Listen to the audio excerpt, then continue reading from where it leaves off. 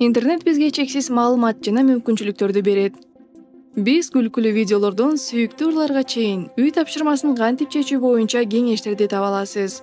Бирок интернеттен тапкан маалыматыбызга жоопкерчиликтүү мамиле кылышыбыз керек. Мындай сценарийди карап көрөлү.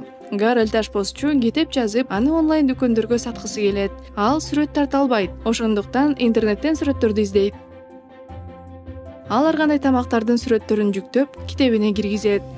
Бул жүрүм-турум кадимкидей сезилиши мүмкүн, анткени аны жасоо өтө жөнөкөй. Бирок интернеттеги маалыматты колдонуунун чынчыл жана жоопкерчиликтүү жолу эмес. Кимдир бирөө түп нуска ишин онлайн режиминде, анын ичинде текст, сүрөт, видео, музыка жана башка нерселерди жарыялаганда, ал ошол чыгарманын ээси болуп калат.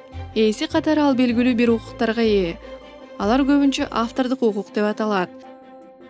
Бул укуктар берилген контентти кантип колдонсо болорун чечүүгө мүмкүндүк берет. Эгер сиз башка бирөөнүн тексттерин же чыгармаларын өзүңүздүкү катары колдонсоңуз, бул плагиат деп эсептелет.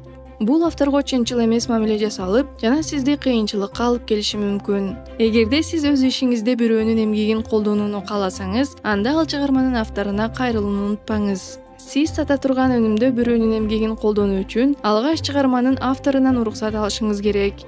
Бул ишти колдонуу үчүн лицензия үчүн да төлөшүңүз керек болушу мүмкүн. Кээде иштин авторлору аларды бекер колдонууга уруксат беришет. Издөө системалары, мисалы Bing, сүрөттөрдү, медиа файлдарды жана акысыз колдонууга боло турган башка контент түрлөрүн издей алат. Эгер сиз интернеттен маалымат колдонуп жатсаңыз, чынчыл жана жоопкерчиликтүү экениңизди текшериңиз.